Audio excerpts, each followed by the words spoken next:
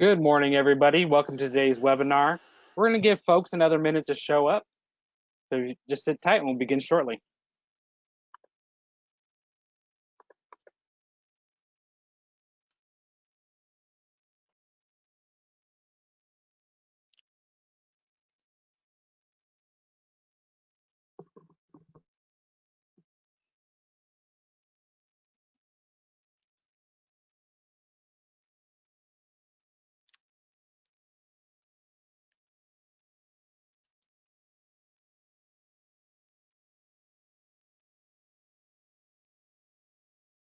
All right. So it's 10:01 now, so we'll get the ball rolling as more people show up. So first, I want to welcome everyone to today's webinar. You know, as with all HTA webinars, these are not to be repurposed or redistributed. If you ever have any questions for our panelists or at HTA, you can always reach out to eric@harbortrucker.com, and I'll pass you along to the right person. We've all been in these meetings who knows how many times now. But in case this is your first one for some reason, you can always ask a question throughout the webinar in the chat box below, and we'll address it during Q&A. We're very happy to have, Eric Watkins. I'm sure a lot of you guys know his name if you haven't met him in person, and we're very happy to have him here. He's a great resource for a lot of our folks, and he's always got some really good insight for us. And a new face is on the panel today that you guys may have not met. It's Toby Nunn. He's from Lloyd's List Intelligence, and he'll be the one doing the live demo for us today on some of this really robust product that they've come up with. To get things kicked off, I'm going to actually throw up a poll for the audience, kind of just gauge your interest on some issues. So in just a moment, you shall see a poll launch. All right. So, audience, go ahead and give us a click. Which of these questions is most on your mind? What's happening with the U.S. West Coast trade volumes? How much has the Panama Canal impacted the U.S. West Coast?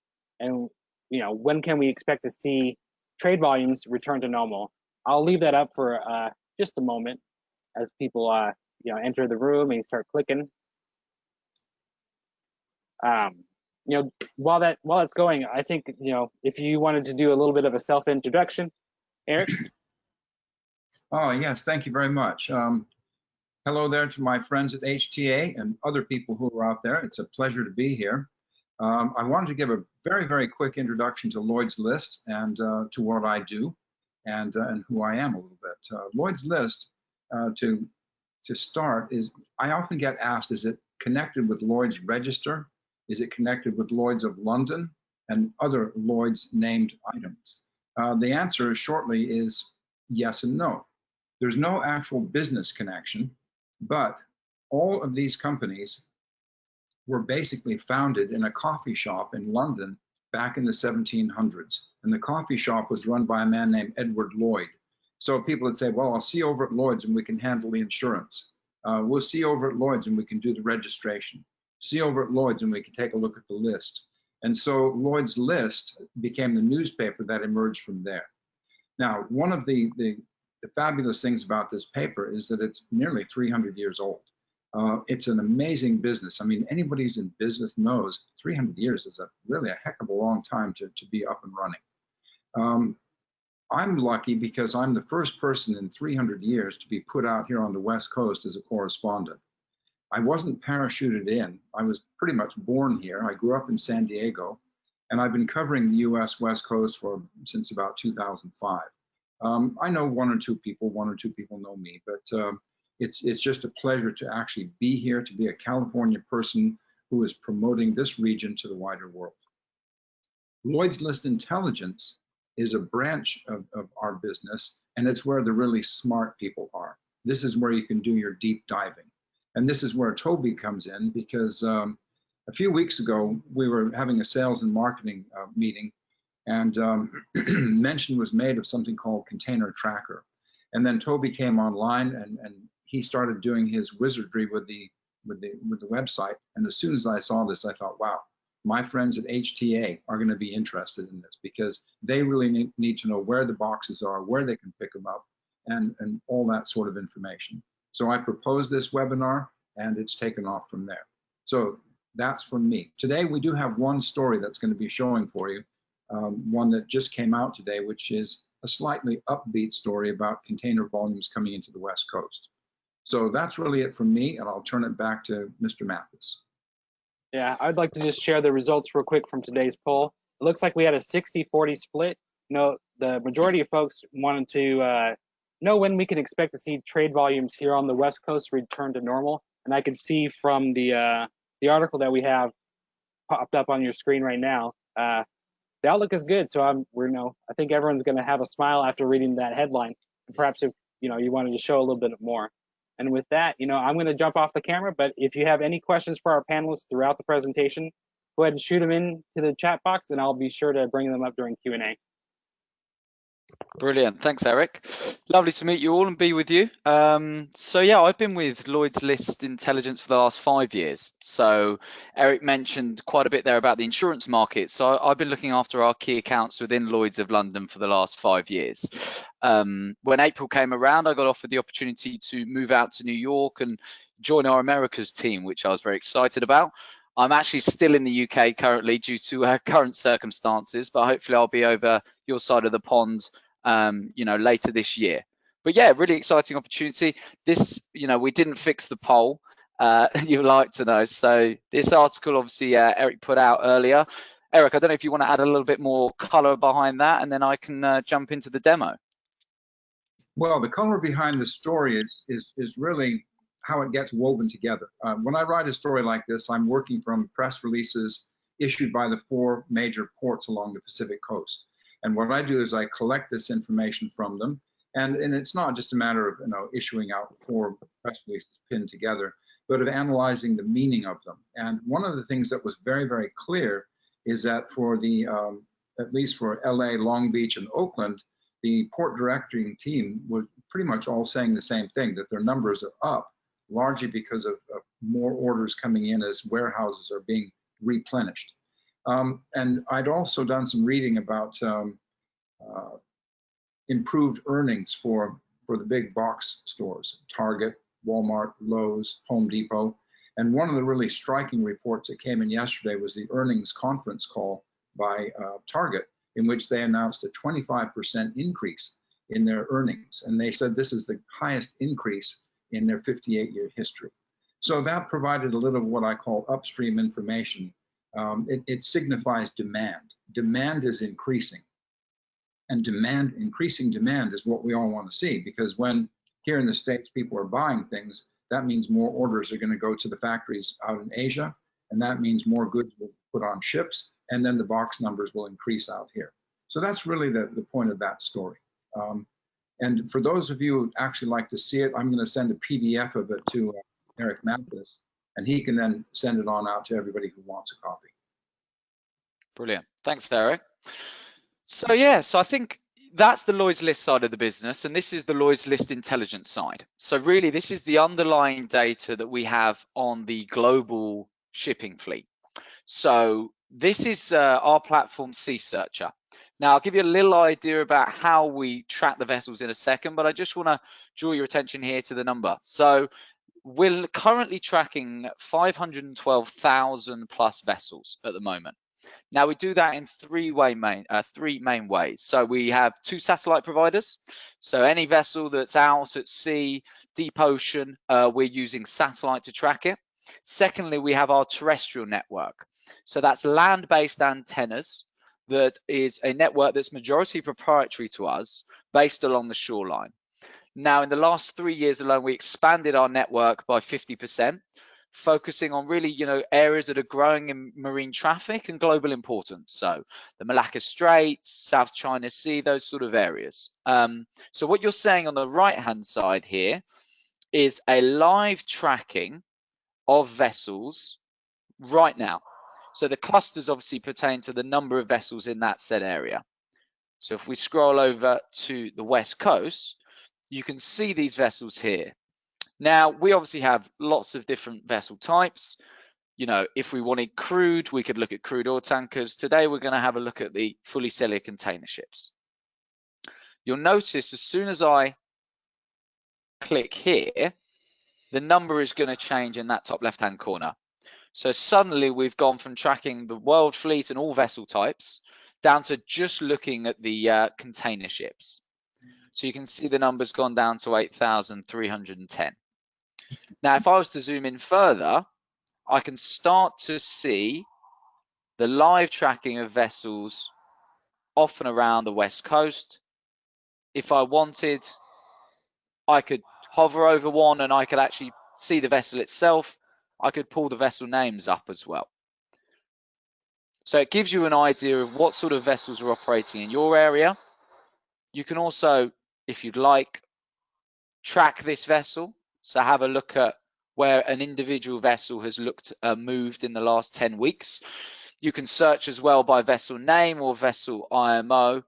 So you're really starting to have the ability to uncover some of the underlying data behind the platform. Now, what we're here today is to look through the container tracker. So the container tracker is one of the modules that we have on our platform.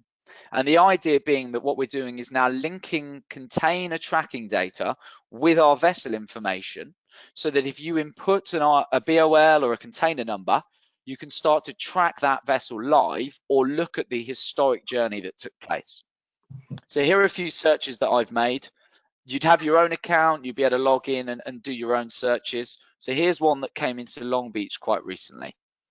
So as you can see here, we've got the container number. I would have typed that in if I had it on my books and I was interested to know what had happened. And now what we're showing is the journey that this container made, the container number, the size, weight. You can see now the status, empty container returned from customer. We do have that information. And what I can do is I can see the vessel that it was on and I can see where it went. So when was the arrival date? And as soon as this vessel, the container is loaded at Hong Kong, you would immediately be given the discharge date. So you would know the rough estimate of when this vessel is due to arrive in Long Beach. Now, the second great thing here is that you can jump into the vessel profile, the one crane, and you can actually, this is the vessel profile. So we have a lot of information on the individual vessels. We have the characteristics, so all of the dimensions, the class, the P&I club, the engine information. We've got the movements data here. So if I wanted to look at the movements of that vessel recently. Incidents, so this is about casualties and port state control. Has the vessel been sanctioned and who owns it? But what I'm interested in today is the arrival. So I can set up simply that. I can type in any port that I want, Long Beach, and I could set an alert telling me when it's 3 hours or 1 day away. So not only do you have the estimated time of arrival for the container, you can also set up your own alerts so that if you do want to know a day ahead or 3 hours ahead, you can still get another warning. Now that would come through automatically into your emails. The other thing you can do is set up your own vessel alerts, because the joy is we've linked the container information to the vessel. We know it's on the vessel. We know it's coming through 7 or 8 ports before it gets to, Long Beach or Oakland. And now you can change any ETAs. So if the expected time of arrival changes throughout the course of that journey, you would receive an email alert as well. So it's just about understanding any live updates that are going to change your plans ahead of coming in to pick that container up. So that's the first part of the platform. The second part, and I'll show you now, is also the ability to look at individual ports and look at individual terminals and really start to break it down to a terminal and berth level. So we underwent quite a large project about 18 months ago, which was to map out the global ports and terminals so that we had a really good understanding of every port and terminal within the major ports globally. So I'm just going to walk you through slowly what I'm doing. So I'm on the vessels page here. Now we have a button called More Filters. I can click the More Filter button here, and there is a tab called Area Analytics. Now, Area Analytics is really understanding what has happened in one polygon, one port, one terminal, or what has happened between two ports and terminals. So if the vessel has moved and come over from China to Long Beach to LA, you can actually search that and go from and to. This occasion, I'm just going to go from. So once I click that button, it takes me into this new area. So I've got 3 options: user areas. They're my own saved areas. You know, I've got a LA pre-warning area for myself, or ports, terminals, and berths. And there we have Long Beach. All I've done is search Long Beach in the search bank there. And now I can look at the terminals below. So I've got all these terminals. I've got the berths next to it. You'll know these very well. And it just really gets me the ability to look at one particular berth or terminal that I'm personally interested in, to either look at the vessels that have been through there historically in the last month, 3 months, 6 months, and also, and I'm going to show you that later on, those vessels are coming to that port. What vessels are due there in the next 2-3 weeks? If we take the example of Los Angeles, again, I've got the 21 terminals mapped out. And why don't we, for this example, let's look at the APM Pacific terminals. So I'm going to jump onto there. It might take a second to load. And what I've now done is I've mapped out that terminal. So we do this over a long period of time. We make sure that we know where the vessels berth and draw the polygon accordingly. Now I can select my date range. So what I'm interested in this occasion is, you know, COVID may have hit, let's say, early February. What has been the traffic through this particular terminal from the 1st of February until today? Now, remember, I've got the container ship filter still on. I can remove that if I want. So let's see it load. And you'll notice the vessel numbers change. So obviously we're at 8,310 container vessels globally. This is now going to crunch the numbers and show me not only the vessels that have been through it, but also how long they spent. So I can see that there were 59 vessels that came through since the 1st of February. If I move that away and then pull my screen to the right, you have these toggles here. Do I want the map? Do I want the information? You can move them across as you choose. And now I've got some really interesting data. I can see there were 59 container ships, vessels, and I can see how many times these individual vessels have been in and out of that polygon, that port, that terminal, and how long they took. So what was their time spent in that area? So interesting information. Eric, anything you want to comment on there? No, I think you're doing a brilliant job. I'm amazed because, as you know, I can see APM terminal right out my front window. But this explains what's actually going on there. Good job.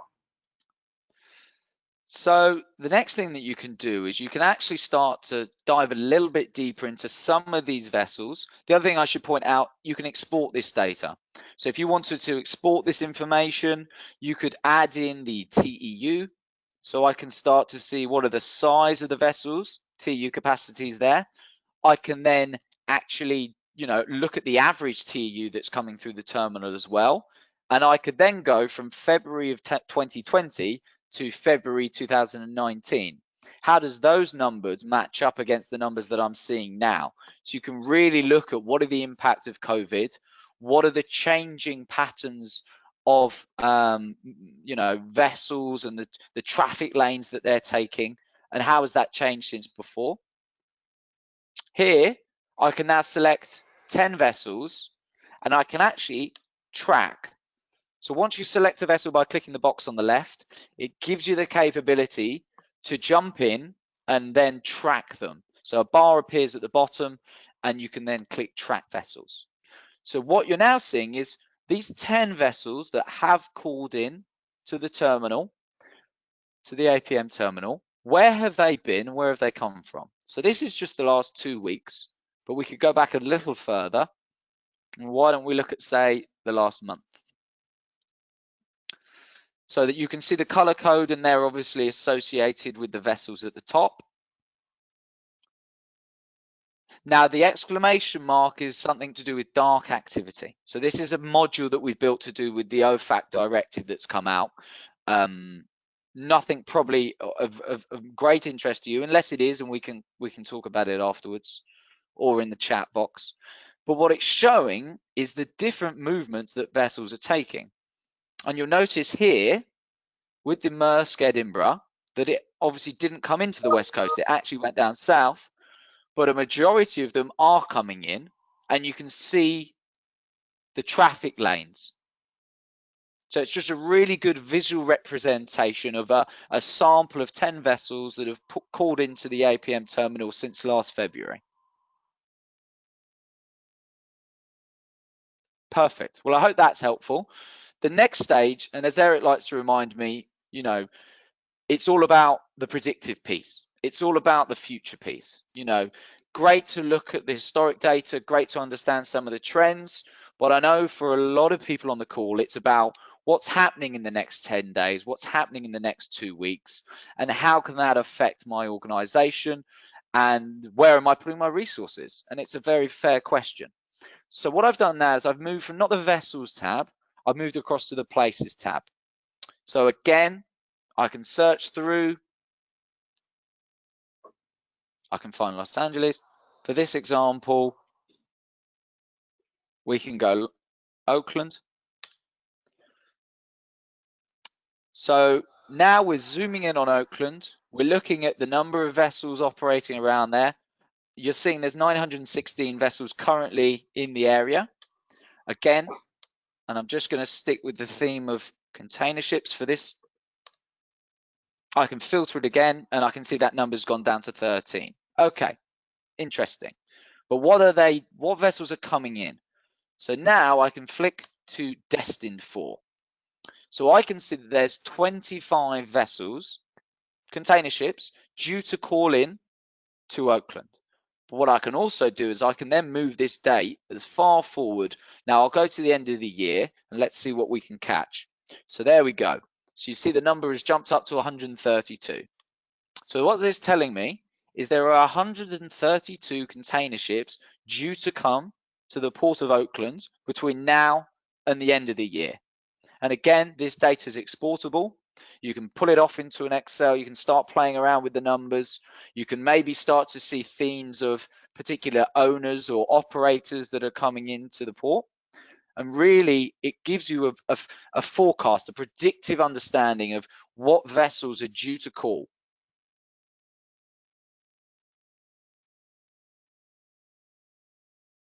And you can see as well the prior port, the sailed at, deadweight tonnage, all of this extra information if you want. You can add the owners in. Everything is very flexible on the platform to suit your requirements and what you're looking at. So interesting, you know, Evergreen Marine Group, obviously a popular company. And if I want, I can then go to Evergreen. I can now in the companies tab, and now I can jump into their fleet. So I can start to understand the companies that are operating in my area. So this fleet is 122 vessels. I can go to the menu bar. I can go to statistics. And I can see where does their fleet generally operate in the world. You know, they're obviously calling into my port. Where else do they work? So this gives you the trading patterns of this particular owner over the last 2 years. Again, useful. You can also look at the composition of the fleet. So they are a fully cellular container ship only fleet. I can see the flags that they operate under, and I can see the age of the fleet as well as gross tonnage, deadweight tonnage. So it's just some additional analytics that you can bring up on particular owners to understand what is the fleet they're operating, where does that fleet operate, and what type of vessels are under their ownership. Wonderful. So that's a sort of general demo. Eric, I don't know if there's any questions or any comments on the Q&A. There we go. Am I unmuted now? There we go. No, we can hear you. Great. So We did have a couple questions come in. The first one I would like you to address is a lot of our guys use transportation management systems for their operations, and people are wondering about the API suite that they can hook up with Lloyd's List Intelligence, and if they can tie it into their TMS. They think that would be a really useful feature.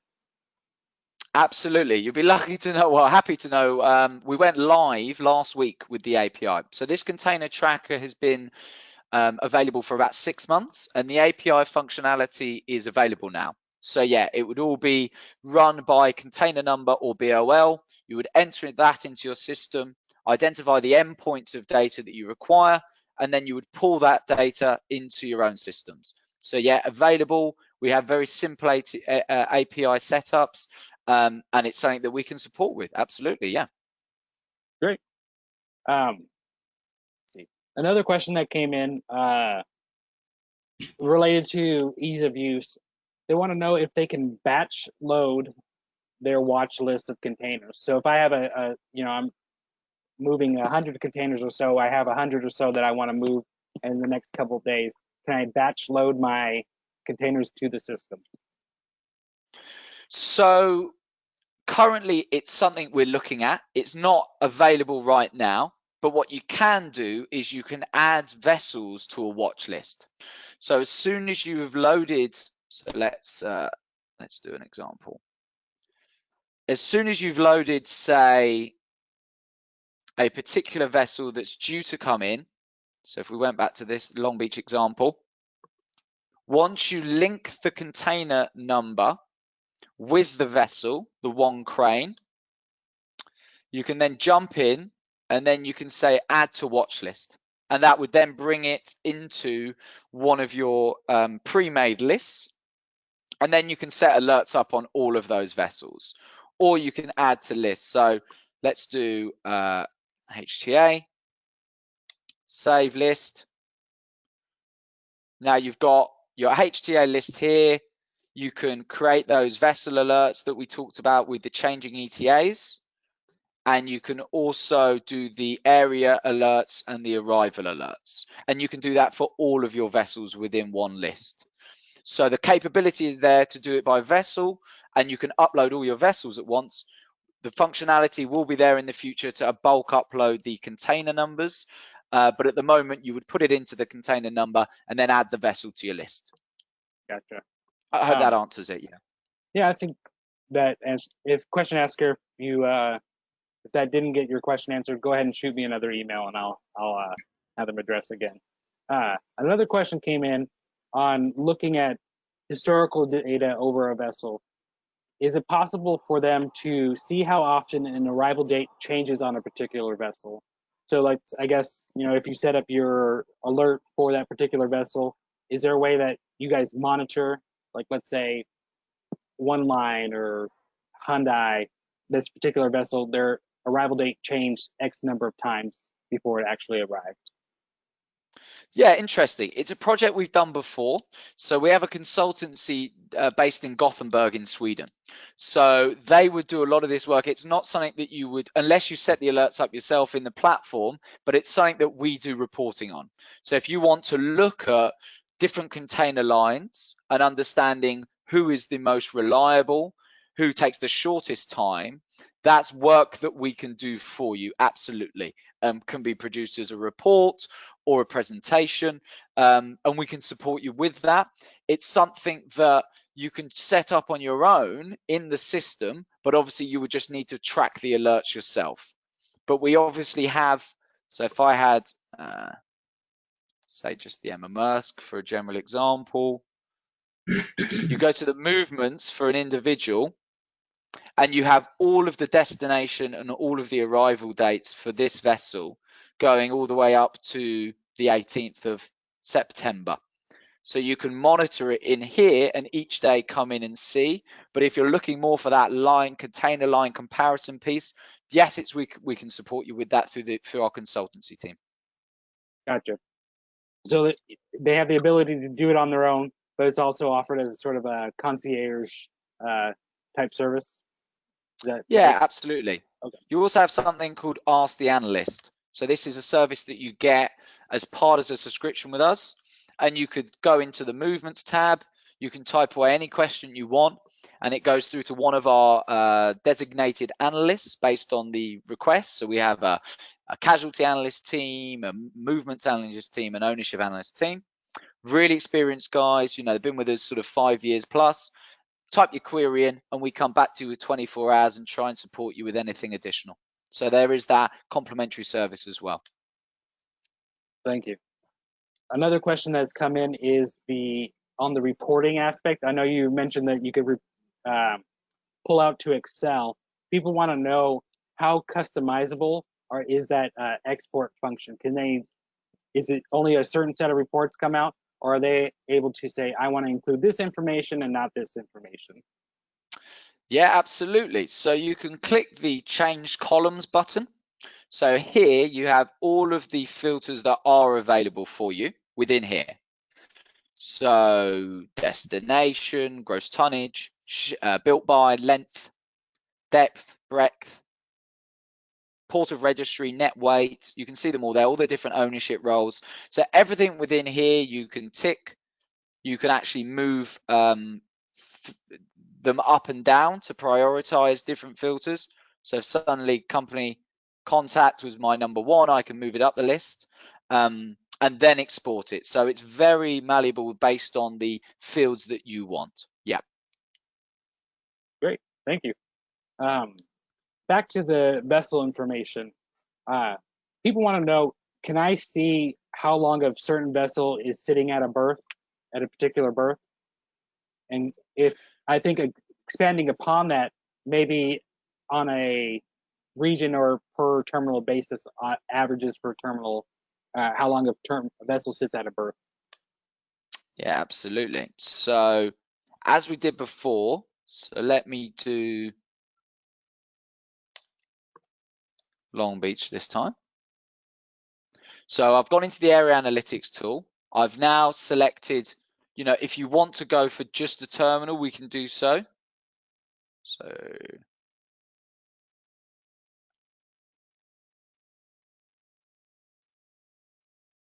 I've just selected. Grab ITS.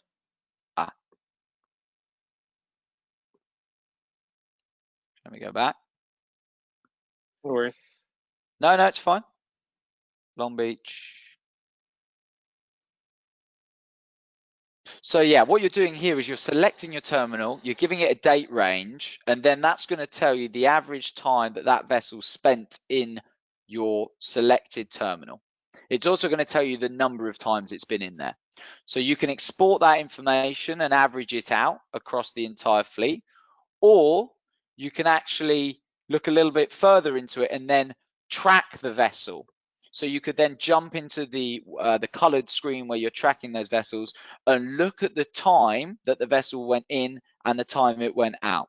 So there's the ability to do both there, whether you want to look at the individual or whether you want to look at the more aggregate average numbers. Yeah. I'll jump back into Oakland in 1 second. The joys of Wi-Fi from home.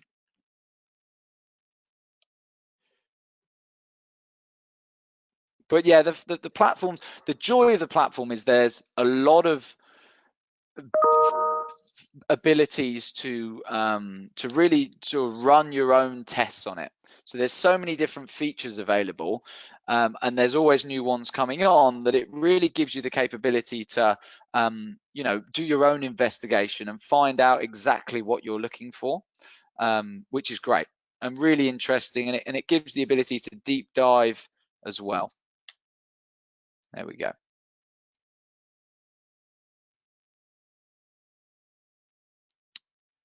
So here we've got Oakland. Is there a particular one of interest?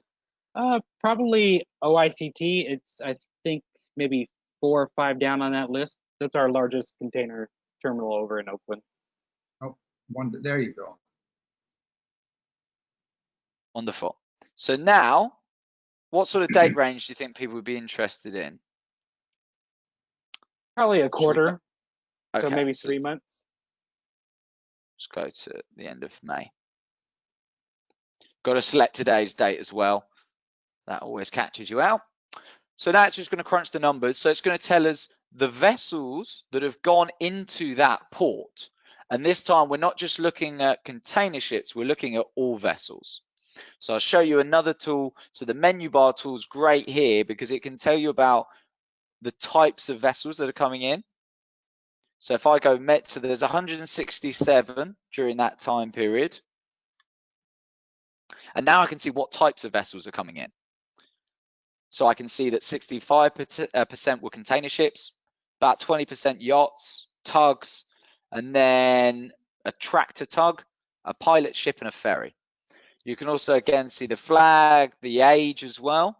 So what is the general, what is the general profile of vessels coming into your terminals?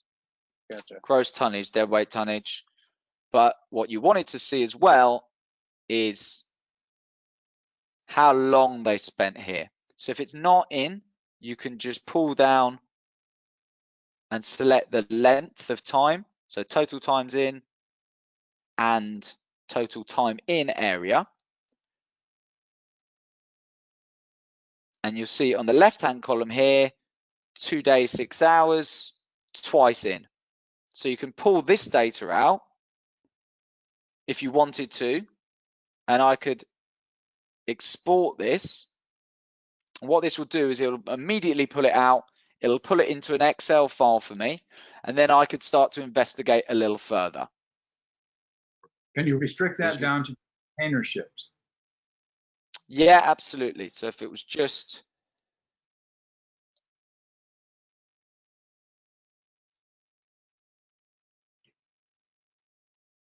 container ships, and here you've got 2 days, 6 hours, 3 hours, 2 days, 3 days, 13 hours.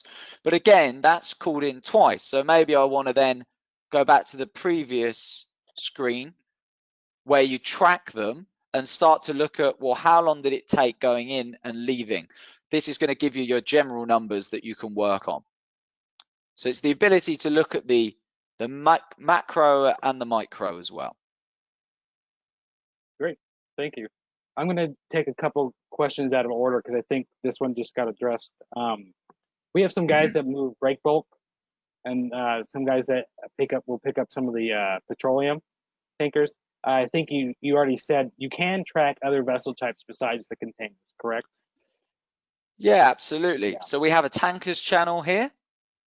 So this is based around the crude fleet. So crude, product, chemical.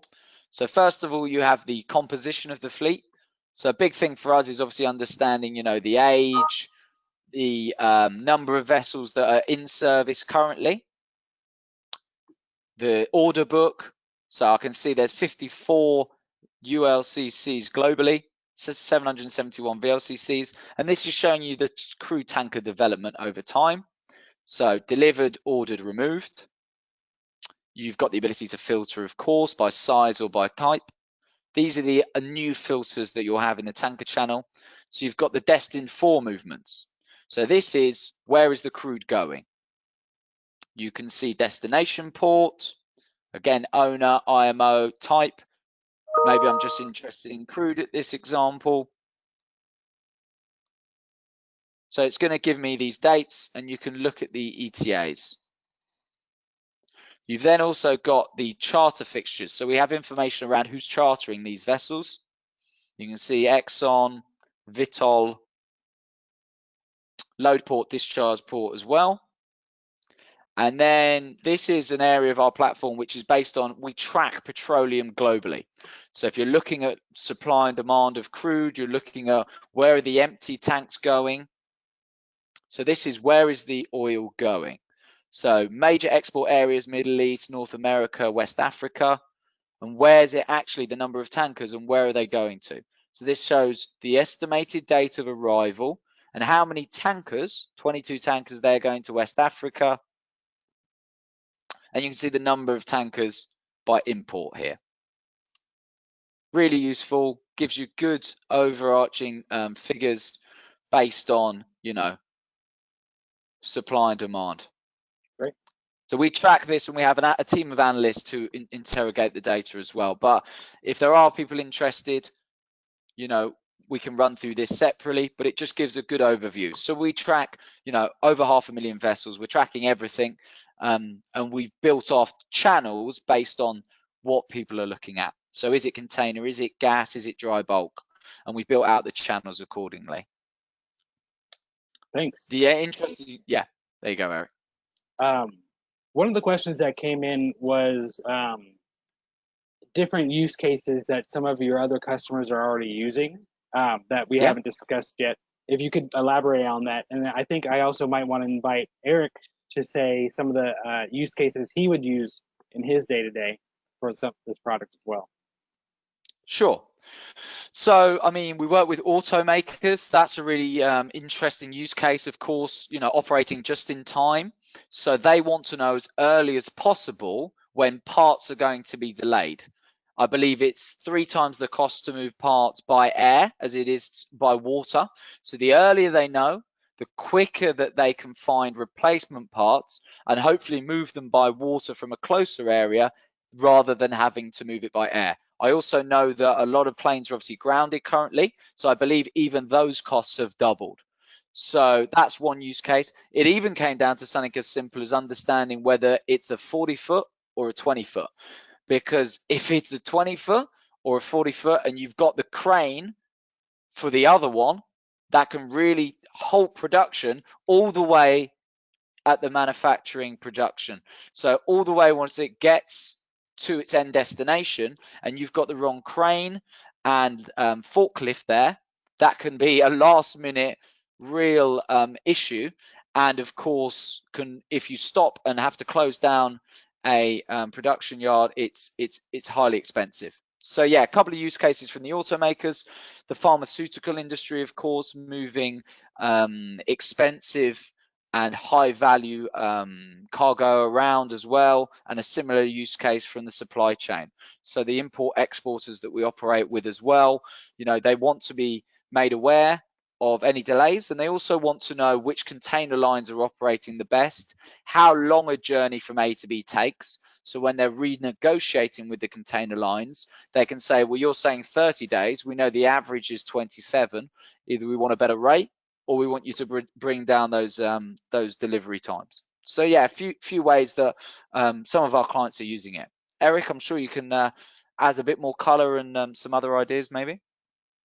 Well, yes. I mean, for those of you who get the story today, the one that I'm sending by PDF to Eric Mathis, you'll see that toward the bottom of the story, I try to put these numbers for July into a perspective. And so I did a run of the numbers of the 4 ports for July's past. It's down in the final 2 or 3 paragraphs.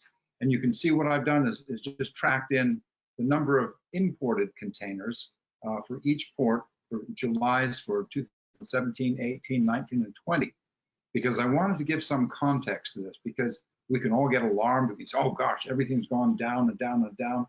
But when you have these numbers, you can build a bigger picture and say, well, we may not be doing quite as badly as we thought. I do a lot of work with comparative analysis. And one of the more interesting things that I've been doing over the past couple of years is to do with the Panama Canal. And how many ships have been diverted away from the West Coast through the canal to our friendly ports down in the Gulf and even over on the East Coast. And one of the things that we all know, though, is that there's a limit to the size of the ships that can go through the canal. 15,000 TEU is the biggest. That means anything over 15,000 isn't going to go there. Where is it going to go? US West Coast.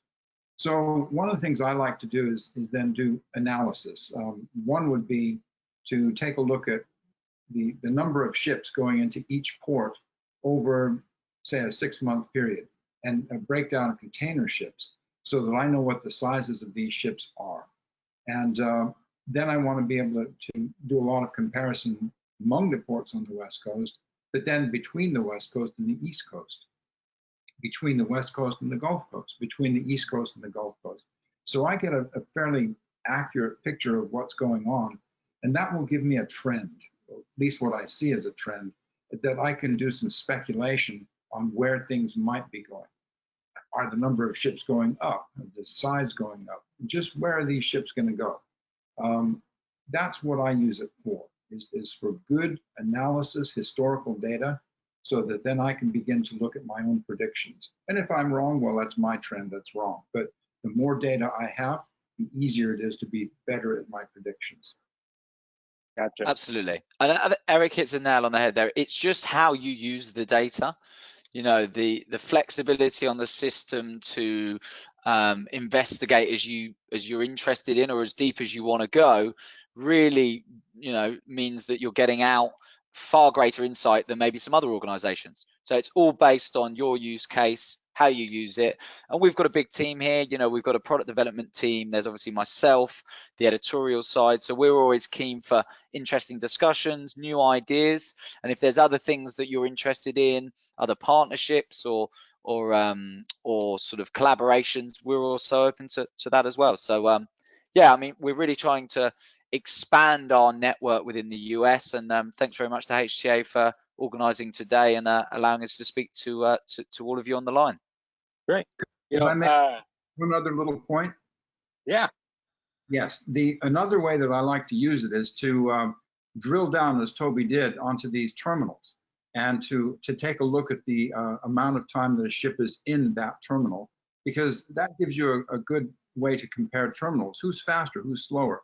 And it really helps me when I mean, I can do the anecdotal thing, as I have done. I have my Twic pass, I put on my motorcycle helmet, and I head out to the terminals, and I can see backlogs of trucks. A few months ago, we had a big one coming out of Phoenix, I think it was, 2-3 miles long.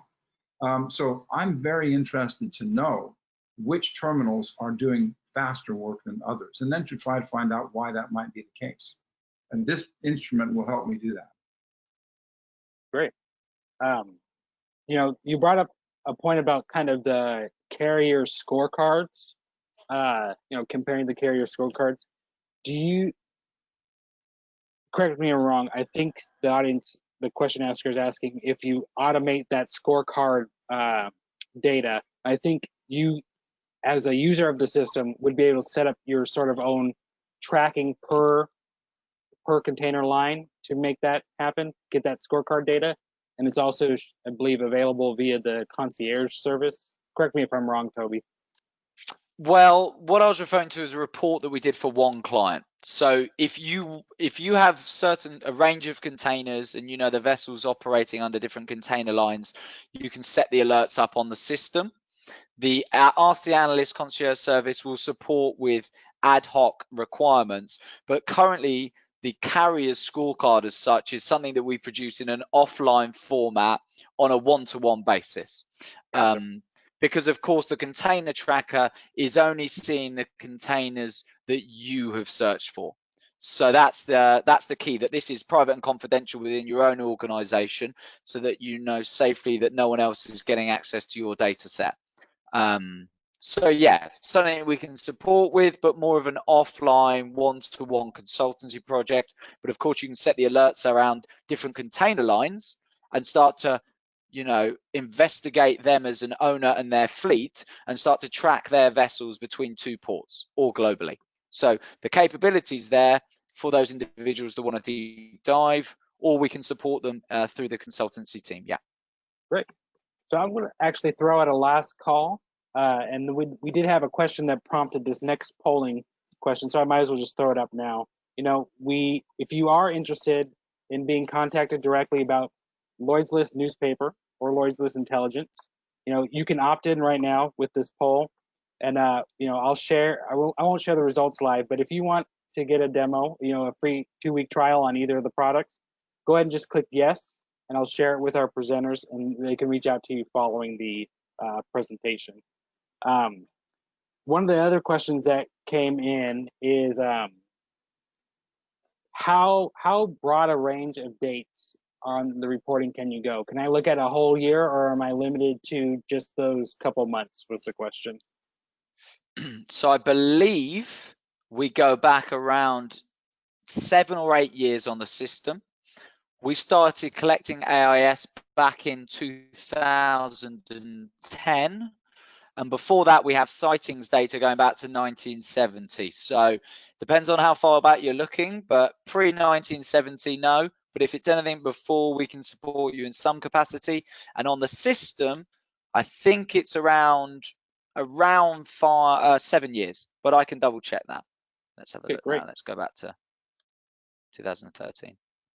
So on that functionality, it's only a year, but we have the data available offline to support you, or in the tracking. So, you know, when I jumped into one vessel and ran onto the multicolored screen, we can do that via this. But on the area analytics, it's a year, but seven years if you're going on the individual tracking. Yeah. Thanks. So I'm going to go ahead and close that poll, because looks like most of the audience has let us know. I'm going to close it. But if you decide at a later date that you still are interested, I'm sure you just shoot me an email and I'll hook you guys up with it. And if you needed the brochure for Lloyd's List Intelligence, it is in your handout section for you guys. So you go ahead and download that. As we kind of wrap up here, I think what some of the use cases for a trucker, just to kind of recap, is that container trackers of particular interest. So, if you guys wanted to see a demo of that in more one-on-one, I'm sure Toby's more than happy to do that with you. And I'll share the people that are saying, yeah, give me a demo. I'll share that list with Toby as well. I think we might actually be done a little bit early today. Were there other, items that you want to talk about, Eric? I know that people, are always interested in some of the analysis that you put out. There's other items that we should be, as a part of the community, what we should be looking for in trends to come. Trends to come. Well, I think that there are several things going on. One of the questions I've asked, and Mr. Soroka at the Port of Los Angeles is really big on this, on about the disappearing cargoes from the West Coast. And he goes on and on about it, and I think that's right. The question is, why are they disappearing and where are they going? Well, we know they're going to the Gulf and to the East Coast, but why are they going there? That's a very, very complex question. I know a lot of people will say, it's because of the overly active unions out here. Well, yeah, of course, but the union is not a factor. When I talked to the head of the Panama Canal Authority a few weeks ago, he told me, he said, what got us thinking about the Panama Canal expansion was the strike in 2002 that took place. He said, we were in Los Angeles at the time, and he said, in a couple of months later, we were on the East Coast and we could see the impact. And so he said, that got us thinking about expanding. Well, okay, that's fine, but let's not forget that we have two unions. We have the ILW out here on the West Coast, and on the Gulf Coast and the East Coast, it's the ILA. So the union issue is not really a factor, I don't think. What I think is really a factor going forward is decisions by people to do things as seamlessly as possible.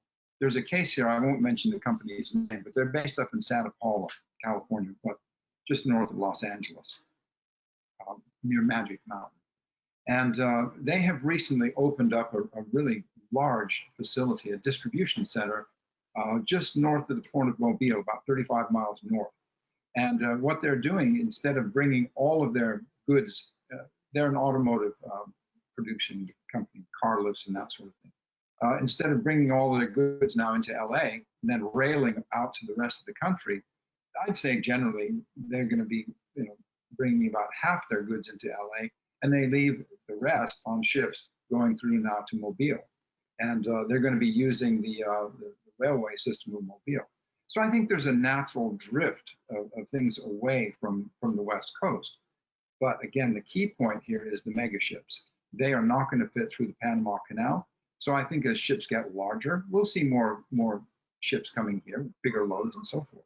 But the big thing at the moment is the increase in demand. We've got to see, people putting on masks, going out to restaurants, going to the shopping centers and so forth to start buying more goods to get these goods on ships. No telling when that's going to happen. Could be 6 months, could be less.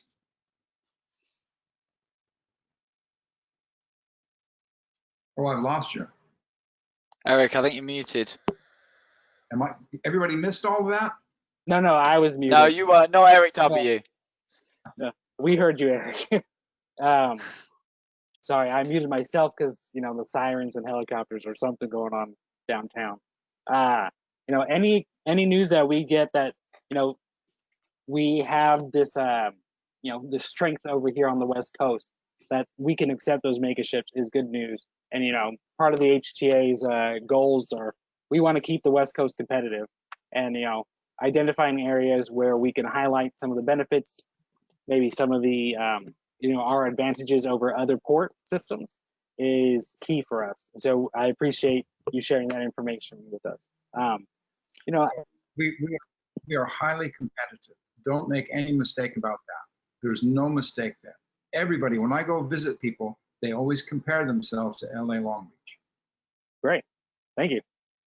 I think we'll end it actually a couple minutes early. I wanted to give Toby a chance to say any last additions as well, and we'll do our thank yous and goodbyes. Yeah, just look, it's just obviously great to talk with you all, and as Eric said, whether you're looking to work with us and interested in a demonstration or to talk to Eric and the editorial team about your thoughts, we're always looking for companies and individuals to speak with, to comment on stories, to be interviewed as well, and we're really pushing a drive to build awareness and to support the local markets and the West Coast within our own publications. So please do reach out for any reason, and I'd be love to speak to you, some of you one-on-one, and see some faces to those that have listened in today. So thank you. Great. Well, I want to thank both Eric and Toby today for presenting to us. I'll share that list of people that want the demo with you, Toby and Eric. And I also want to thank the audience for attending. I know you're either sitting in a hot office or in your house and you're sweating, or if you're in Northern California, we're having that issue with the fire and people's cars getting covered in ash. So we hope you're doing okay over there as well. If you ever need to reach the HTA, you can always shoot me an email, eric@harbortrucker.com, and I'll be following up with all the attendees with the article Eric mentioned, and as well as the contact info for our panelists. All right. Well, thank you, everybody, and enjoy the rest of your day. Amazing. Thanks, everyone. Cheers. Keep reading.